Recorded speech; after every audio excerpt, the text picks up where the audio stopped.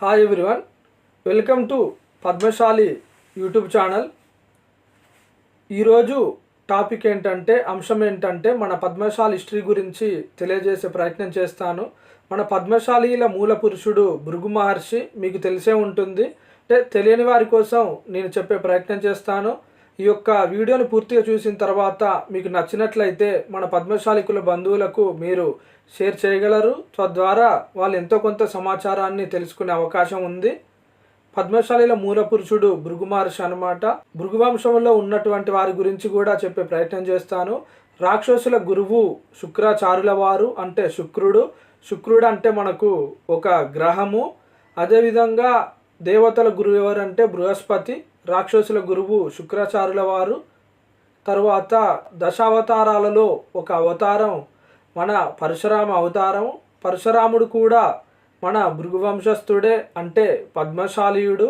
అదేవిధంగా శ్రీ భృగు మహర్షి కూతురు శ్రీ అంటే లక్ష్మీదేవి కూడా భృగు వంశస్థురాలే. లక్ష్మీదేవిని మన విష్ణుమూర్తికి ఇచ్చి వివాహం జరిపించారు భృగు మహర్షి. అదేవిధంగా పరశురాముల వారి గురించి తెలియజేశాను. నెక్స్ట్ వచ్చేసి శుక్రాచార్యుల వారి గురించి, భృగు మహర్షి గురించి.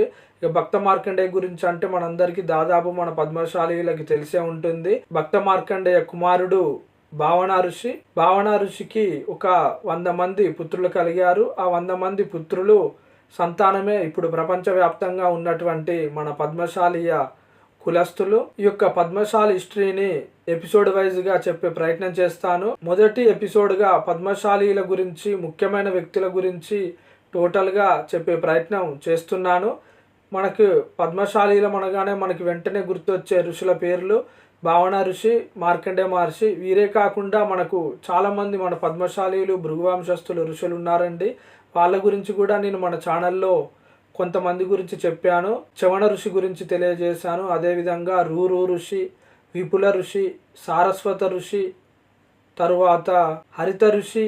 మార్కండేయ మహర్షి యొక్క తండ్రి గారి పేరు మురుకండ మహర్షి. ఇంకొక ఋషి పేరు ఏంటంటే ఉదంక ఋషి. ఈ విధంగా ఋషులు కూడా భృగువంశానికి సంబంధించిన ఋషులు. వారి గురించి కూడా, వారి చరిత్రను గురించి కూడా కొంత పార్టులుగా మన ఛానల్లో తెలియజేశాను. మన ఛానల్లో 1000 మంది పైగా సబ్స్క్రైబర్స్ ఉన్నారండి. పద్మశాలి ఛానల్ని ఆదరిస్తున్న ప్రతి ఒక్కరికి పేరు పేరున ప్రత్యేకమైనటువంటి ధన్యవాదాలు తెలియజేసుకుంటున్నాను. మార్కండేయ మహర్షికి 2 కుమారులండి. ఒక కుమారుడు భావన ఋషి, ఇంకో కుమారుడు గురించి నేను మరొక ప్రోగ్రాంలో తెలియజేస్తాను. తెలియని వారి కోసం మన పద్మశాలి హిస్టరీ గురించి ఎంతో కొంత తెలుసుకుంటారనే ఉద్దేశంతోనే ఈ యొక్క ప్రోగ్రామ్స్ చేయటం జరుగుతుంది. ఏమైనా చిన్న పొరపాట్లుంటే మన పద్మశాలి కులస్తులు ఏమీ అనుకోవద్దండి. భృగు మహర్షి అని చెప్పుకున్నాం కదా, మన పద్మశాలీల మూల పురుషుడు. భృగు మహర్షి బ్రహ్మ హృదయం నుండి జన్మించి బ్రహ్మలోనే ఐక్యమయ్యారు భృగు మహర్షి. భృగు మహర్షికి అరికాలలో ఒక నేత్రం ఉంటుందండి, జ్ఞాననేత్రం. ఆ నేత్రాన్ని విష్ణుమూర్తి చిదపటం వల్ల భృగువునకు గర్వభంగం కలిగిందనే ఒక పురాణ కథ కూడా ఉన్నది. శుక్రాచార్యుల వారంటే 6వ గ్రహము శుక్రుడు అనమాట, శుక్రగ్రహము. ఇక పరశురాముల వారంటే మనకి తెలిసిన విషయమే. దశావతారాలలో ఒక అవతారమైనటువంటి పరశురాముడు కూడా మన భృగు వంశస్థుడే, అంటే జమదగ్ని మహర్షి కుమారుడు అనమాట పరశురాముడి హిస్టరీ గురించి కూడా త్వరలోనే మన ఛానల్లో చెప్పే ప్రయత్నం చేస్తాను. మురుకండ ఋషి గురించి చెప్పేశానండి. మార్కండేయ మహర్షి గురించి కూడా తెలియజేశాను. మిగతా ఋషుల గురించి కూడా తెలియజేశాను. శుక్ర మహర్షి గురించి కూడా మన ఛానల్లో తెలియజేశాను. మీకు ఎవరికైనా కావాలనుకుంటే మన ఛానల్లో మీరు చూడొచ్చు. ఇది మొదటి ఎపిసోడ్ అండి. పద్మశాలి హిస్టరీ గురించి తెలియజేసేటప్పుడు ముందుగా మన ప్రముఖుల గురించి తెలియజేశాను.